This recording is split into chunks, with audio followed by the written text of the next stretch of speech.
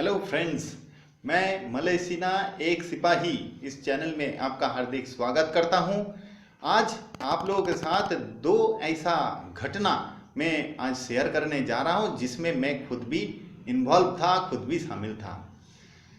तो पहला घटना कुछ इस प्रकार का था कि एक बुढ़िया थी जो पास वाले एक सब्जी मंडी में पापड़ बेचा करता था अपना एक 13-14 साल का नाती के साथ। बुढ़िया पापड़ बेचता था। मैं एक बार गया उनके पास और पापड़ खरीद के देखा तो पापड़ काफ़ी स्वादिष्ट था, तो मुझे काफ़ी अच्छा लगा। तो मैं ऐसे एक आधा बार खरीदने के लिए गया। इसी सिलसिले में बुढ़िया के साथ मेरा थोड़ा बहुत बातचीत चालू हो गया। फिर बुढ़िया के बारे में धीरे धीरे पता चला कि एक्चुअली क्या हुआ था। बुढ़िया को उसका जो बहू बेटा था वो उन्होंने घर से निकाल दिया था। तो बुढ़िया का 2 नाती और एक छोटी सी नातनी थी। तो उनमें से जो बड़ा नाती था, बुढ़िया जब घर से निकाल दिया तो उस वक्त बुढ़िया ने उस नाती को लेने का जिद कर दिया। और नाती भी उससे बहुत प्यार करता था, इसीलिए दादी से प्यार करता था, इसीलिए वो भी राजी था। तो उसका बेटा ने ज़्यादा आपत्ति नहीं किया, उन्हें जाने दिया। तो बे क्या किया, बुढ़िया ने अपना थोड़ा सा जमा पूंजी के साथ एक छोटा सा झोपड़ी में अपना नाती के साथ रहने लगा और मंडी में पापड़ बेचने के धंधा शुरू किया। तो धीरे धीरे क्या हुआ कि मैं एक बार और गया पापड़ खरीदने के लिए। तब देखा कि बुढ़िया का जो अवस्था है एकदम अच्छा नहीं था। दिन ब दिन वो लोगों का हालत बिल्कुल खराब होते जा रहा था। मुझे भी इसमें काफ़ी खराब लग रहा है क्योंकि मैं बुढ़िया के पास अक्सर, उसका पापड़ इतना स्वादिष्ट था दोस्तों, इसी वजह से मैं बार बार उनके पास जाता था। लेकिन देखता था बुढ़िया का कुछ खास बिक्री वगैरह कुछ देख नहीं रहा है, मेरे को ज़्यादा दिख नहीं रहा था। तो एक बार मैंने गया उनके पास तो जाके देखा कि जो उसका नाती था वो बाहर चिल्ला चिल्ला कर बोल रहा है कि पापड़ ले लो, पापड़ ले लो। बेचारा खाया भी नहीं होगा ठीक से, सूख के एकदम कांटा हो गया था और बुढ़िया अंदर गुमसुम बैठा था। तो मेरा जाते ही बुढ़िया बाहर आया तो मैंने बोला क्या हाल है। तो बुढ़िया ने बोला कि बाबू पापड़ बिक नहीं रहा है। तो मैं बोला ऐसा क्यों। तो बोला पता नहीं क्यों लेकिन पापड़ ठीक से बिक नहीं रहा है। उनको देख के ही लग रहा था कि उनका अवस्था कुछ ठीक नहीं है, शायद से ठीक से ढंग से खाना भी नहीं खाया होगा, कपड़ा पहना हुआ जो था वो भी गंदा सा था, दोनों ही बिल्कुल मायूस हो चुका था, दोनों ही एकदम मुरझाया मुरझाया सा लगने लगा था। फिर उसने पूछा कि बाबू, मुझे बाबू बाबू कहता था, कि बाबू क्या ये पापड़ मेरा ठीक नहीं है, क्या ये पापड़ उतना स्वादिष्ट नहीं है, क्या मैं पापड़ सही से बना नहीं पा रही हूँ क्या।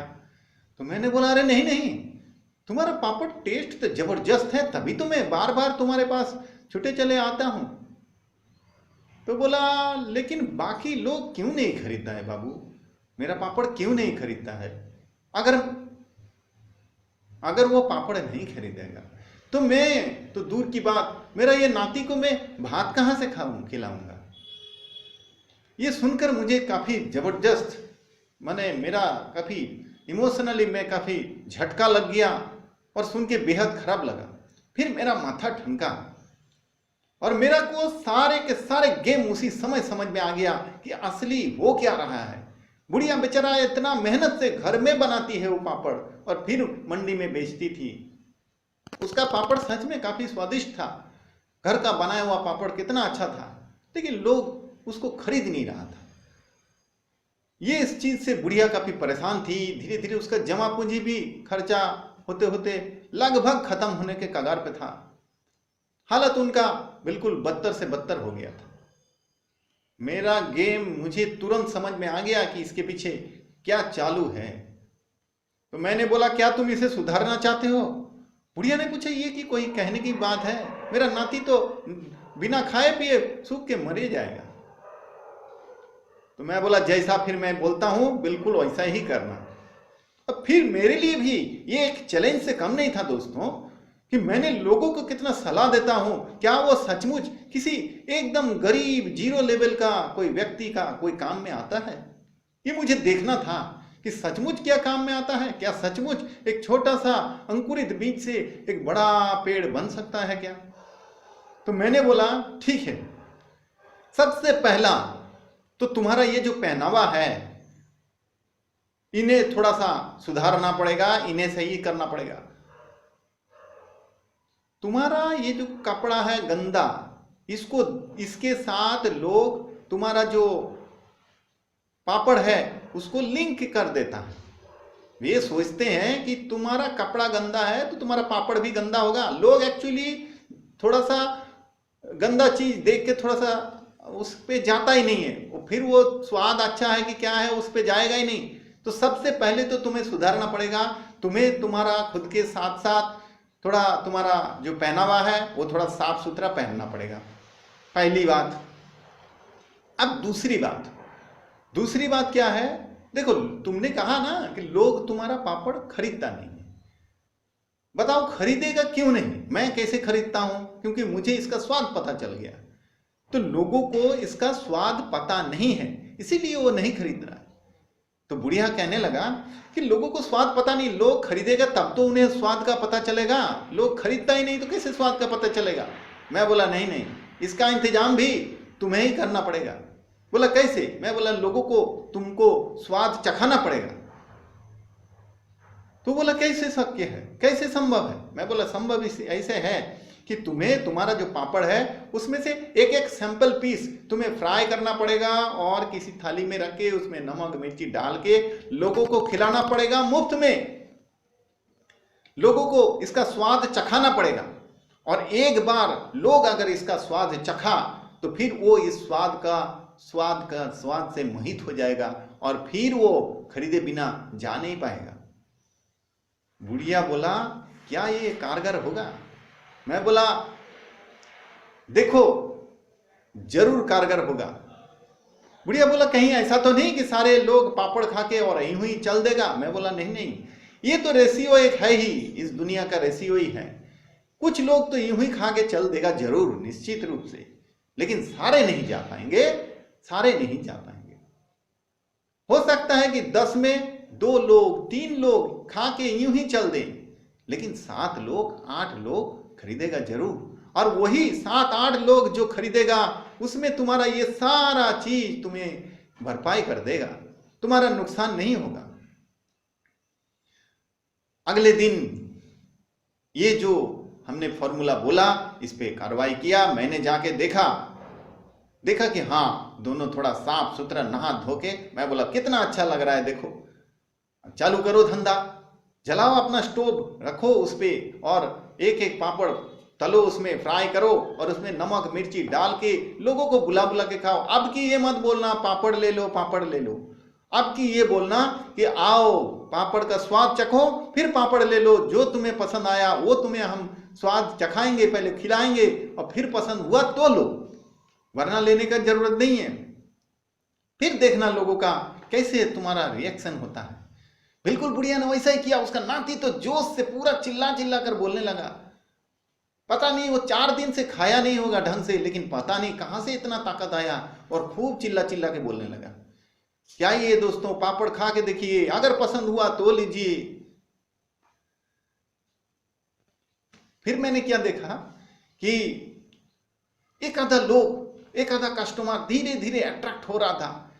पापड़ खाने का लालच में 1-2 लोग आ रहा था, और जैसे ही पापड़ खाया, खा के काफी टेस्ट लगा, ये देखो सच्चाई का कदर जरूर है, तो उन्हें काफी अच्छा लगा। तो बोला ठीक है, कौन सा ये पापड़ था? बोले ये वाला। बोला ठीक है 1 पैकेट वो दे दो। इसी तरह धीरे धीरे बुढ़िया का पापड़ बिकने लगा। मैं वहां से खिसक लिया, क्योंकि अब बुढ़िया को उसका धंधा करने देना चाहिए। फिर कई दिन मैंने गया नहीं, फिर बाद में मैं भूल भी गया, और उसके काफी दिन बाद अचानक मुझे याद आया, तो मैंने फिर एक बार रुक किया मार्केट की तरफ। मैं बोला एक बार बुढ़िया के पास जाता हूं। तो मैंने जैसे ही उस जगह पे जाके देखता हूं कि बुढ़िया वहां नहीं था। तो मैं हैरानी में पड़ गया कि भाई अच्छा खासा इसका धंधा तो चल निकला था, उस टाइम तो ऐसा ही मैंने देखा था, अब क्या हुआ जो एकदम बिल्कुल गायब ही हो गया। तो मैं इधर उधर देख ही रहा था, तभी एक बूढ़ा वहां पर अपना कुछ सब्जी का ठेला लेके खड़ा था। तो वो सामने आया, बोला बाबूजी क्या ढूंढ रहे हो? मैं बोला अरे यहाँ एक बुढ़िया उसके नाती के साथ पापड़ बेचता था चटाई पे रख के, वो लोग पता नहीं किधर गया। तो बोला अरे वो बुढ़िया तो उधर सड़क के किनारे पे चल गया, अब तो उसका धंधा काफी अच्छा चल निकला। मैं बोला क्या बात कर रहे हो? बोलो हाँ, इसीलिए तो ये जगह छोड़कर सड़क के किनारे पे चला गया, वहां पर उसका धंधा काफी जम गया। मैं बोला ये तो देखना जरूरी है। तो फिर मैं गया उस जगह पे, दूर से ही देख रहा है काफी लोगों का तादाद भरा था। मैं बोला अजीब बात है, अब बुढ़िया सिर्फ चटाई में नहीं बेच रहा है, थोड़ा सा ऊपर ऐसा कपड़ा भी टांग दिया 4 बंबू के साथ, और छोटा सा एक चौकी डाल के उस पे बेचने लगा। मैं नजदीक गया तो नजदीक जाते ही बुढ़िया का नजर मेरे ऊपर पड़ा और दौड़ के आया और हाथ पकड़ के लेके गया अंदर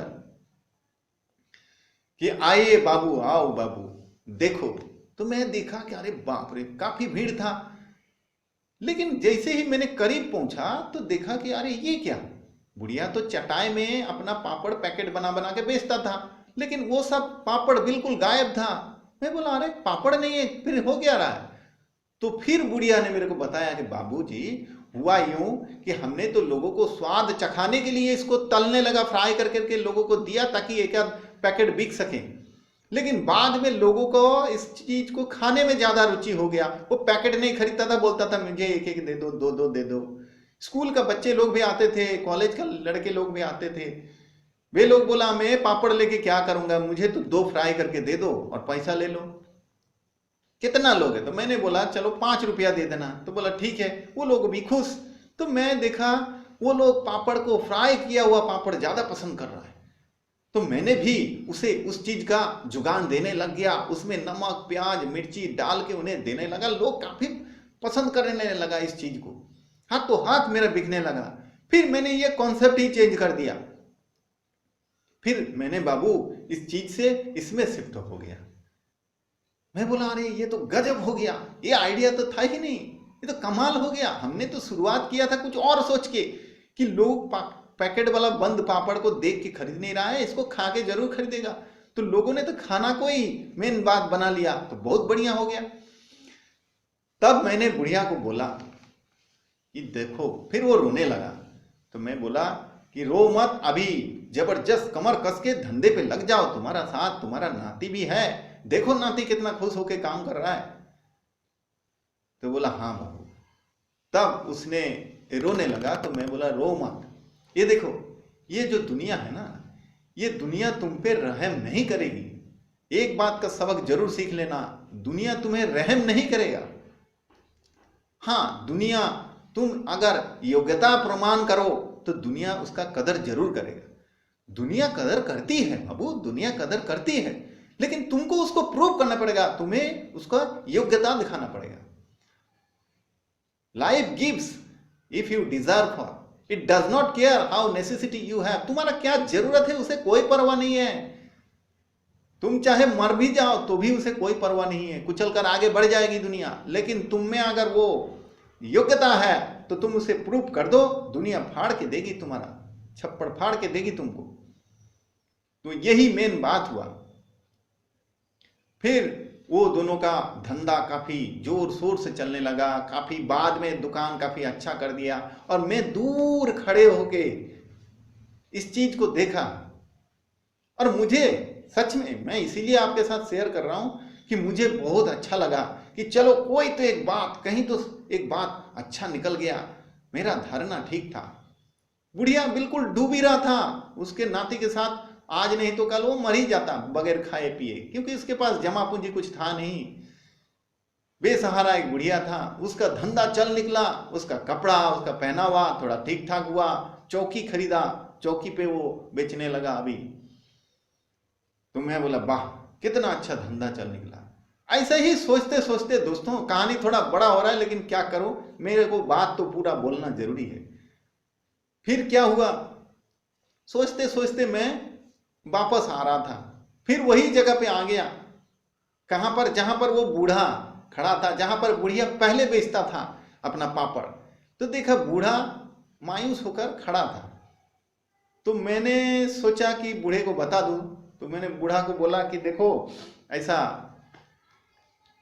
तो मैंने सोचा कि उस बूढ़े से भी थोड़ा बात कर लूं। तो बूढ़ा देखा कि आंख छलछलाते हुए मेरे पास आया।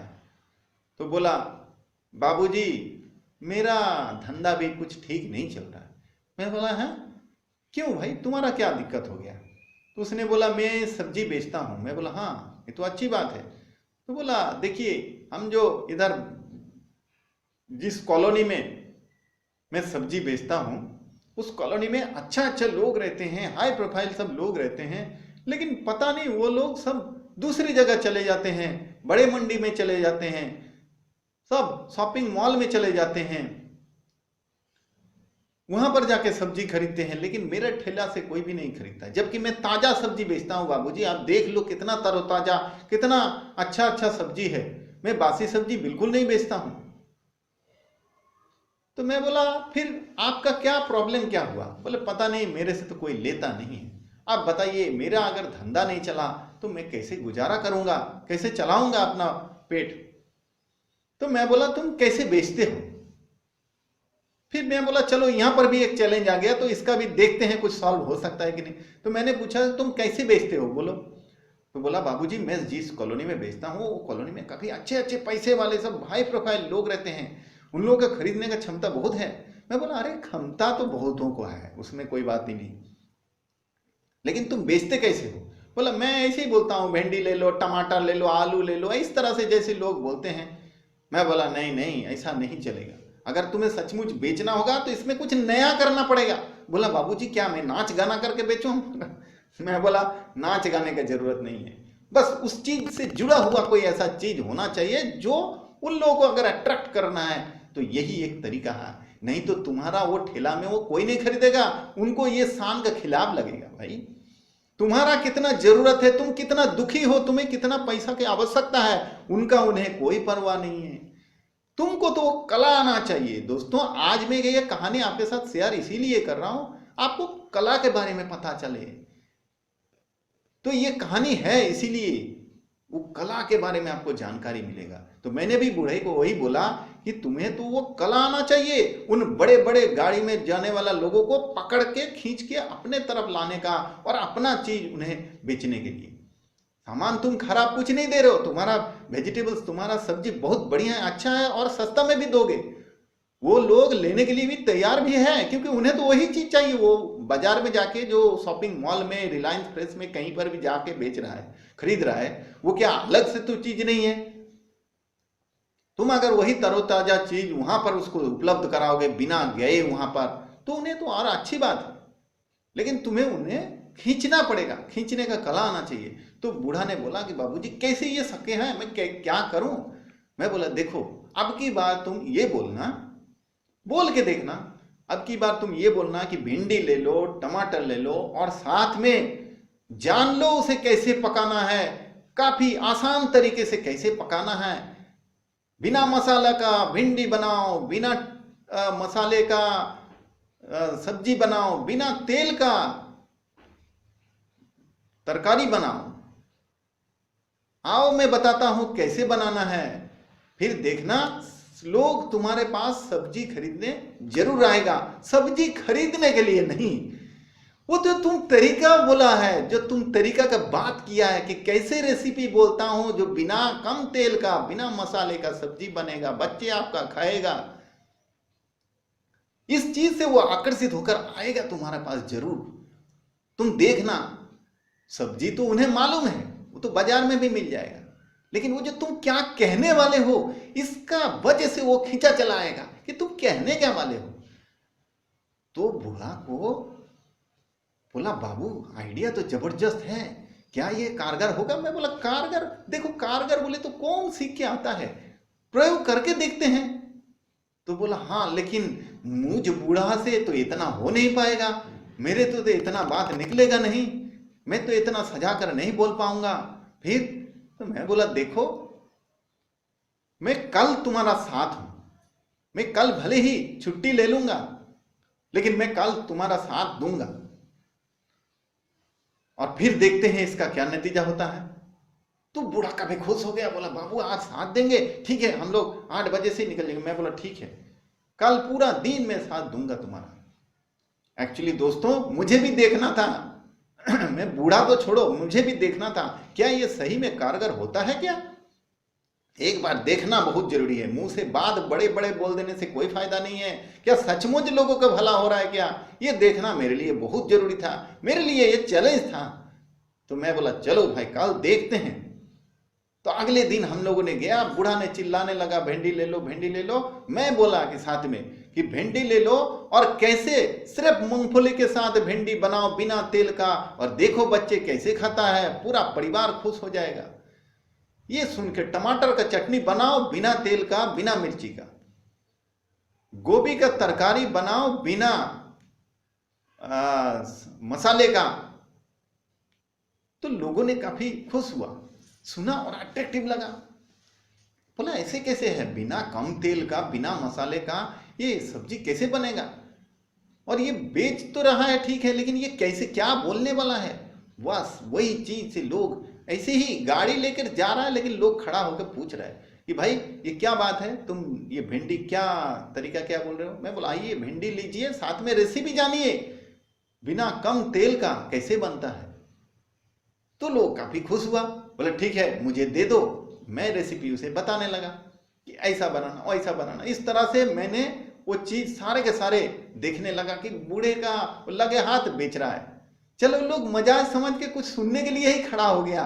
ये भी देखा कोई कोई सुनने के लिए ही खड़ा हो गया।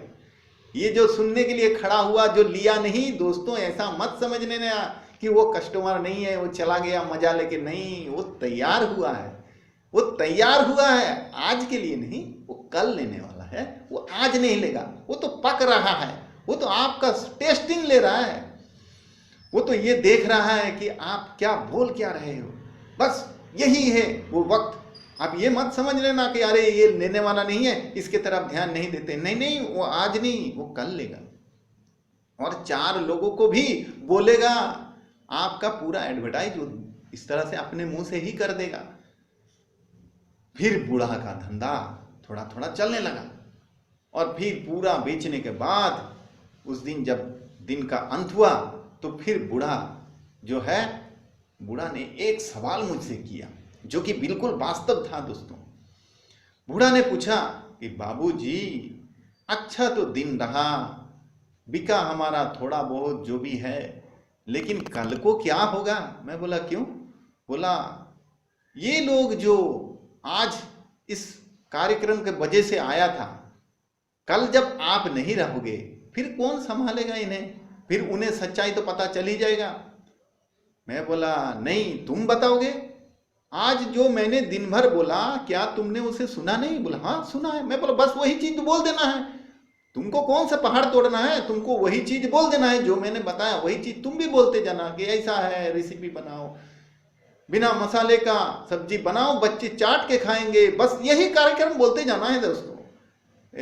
उस काका को मैंने बोला कि बस यही बोल देना है, और कौन सा चीज करना है, क्या इतना नहीं सकोगे। बोला हाँ सक तो जाऊंगा, लेकिन क्या वो लोग मेरे मुंह से वो सुनना पसंद करेगा। वो जो हाई फाई लोग रहते थे, जो लेडीज लोग आते थे, क्या वो मुझसे सुनना पसंद करेंगे। मैं बोला देखो चेहरा से कोई मतलब नहीं, तुम्हारा कहने में दम होना चाहिए। मैंने कैसे कहा था बिल्कुल तुम्हें वैसे ही बोलना पड़ेगा। फिर बूढ़ा ने पूछा कि नहीं नहीं, वो लोग तो आपको देख लिया, वो तो आपको ही खोजेगा, तो फिर क्या होगा। मैं बोला तब तुमको ये बोलना है, अगर वो मुझे खोज रहा है कि भाई कल वाला आदमी किधर गया, तो तुमको ये बोलना है कि उसको तो मैंने रखा था, उसको तो मैंने रखा था, उसे तो मैं ट्रेनिंग दे रहा हूं। तुम्हें ये नहीं बोलना है कि वो मुझे दिया, नहीं, बिल्कुल नहीं बोलना है। तुम्हें तो ये बोलना है उसको तो मैंने रखा था, उसे मैं ट्रेनिंग दे रहा हूं, उसे मैं सिखा रहा हूं, इसीलिए उसको लेके आया ताकि कल वो धंधा कर सके। धंधा किस तरह से किया जाता है, इसीलिए मैंने उसे साथ में रखा था। और फिर देखना लोग तुम पे डिपेंड होगा, लोग तुम्हारा तरफ झुकेगा और लोग तुम्हारा तरफ आएगा। अगर तुमने मुझे सामने खड़ा कर दिया फिर तो तुम्हारा यह धंधा चला नहीं पाओगे। तुमको ये जिम्मेदारी खुद के ऊपर लेना पड़ेगा। तुमको यूं ही बोल देना पड़ेगा कि उसे तो मैं ट्रेनिंग दे रहा हूं, उसका तो अभी सीखने का समय है, इसीलिए मैंने लेके आया कि चलो कैसे धंधा होता है तुम्हें दिखाता हूं, तुम मेन जगह पे रहना। फिर वो बूढ़ा जो था वो बिल्कुल सब्जी मंडी में जाना जरूरत ही नहीं पड़ता था, उसका ठेला वहीं पर लेके बेचता था और उसका ठेले का सारा सब्जी हाथों हाथ बिक जाता था। मैंने बोला देखो तुम खराब सामान मत बेचना, तरोताजा सामान बेचना, अगर खराब हुआ तो लोगों को बोल जरूर देना कि भाभी जी ये सब्जी मत लीजिए, ये कल का बासी है, आप कोई दूसरा सब्जी ले लीजिए, ये जरूर कह देना। इससे देखना कितना बड़ा चीज हो जाता है। वो जो कस्टमर है वो तुम्हारा बिल्कुल, वो तुम्हारा कस्टमर पक्का हो गया, वो बंधा हुआ हो गया, वो कहीं जाएगा नहीं, वो तो तुम्हारा ही थैली लेके इंतजार करेगा कि कब तुम आओगे। तो दोस्तों ये मेरा 2 कहानी था जिसका जिक्र आपके सामने मैंने किया, और इसमें जो सीख था उम्मीद है आपको वो सीख मिला होगा। दोस्तों यही सीख लेकर चलना है, तभी हम आगे कुछ कर सकते हैं। घर से निकलते ही हमें मंजिल नहीं दिखाई देता है, हमको 2 कदम चलना पड़ता है, तभी अगला 2 कदम का पता चलता है, और इसी तरह कदम पे कदम मिलाए हम मंजिल तक पहुंच सकते हैं। तो दोस्तों इसी उम्मीद के साथ वीडियो खत्म कर रहा हूं कि आपको अच्छा लगा होगा। अगर अच्छा लगे तो इसे लाइक जरूर करना, चैनल को सब्सक्राइब करना, ताकि आने वाला दिन में और भी अच्छे अच्छे वीडियो आपको इसी तरह गाइड करता रहे, एक दिशा दिखाते रहे। आपका परिवार खुश रहे। दिल से धन्यवाद।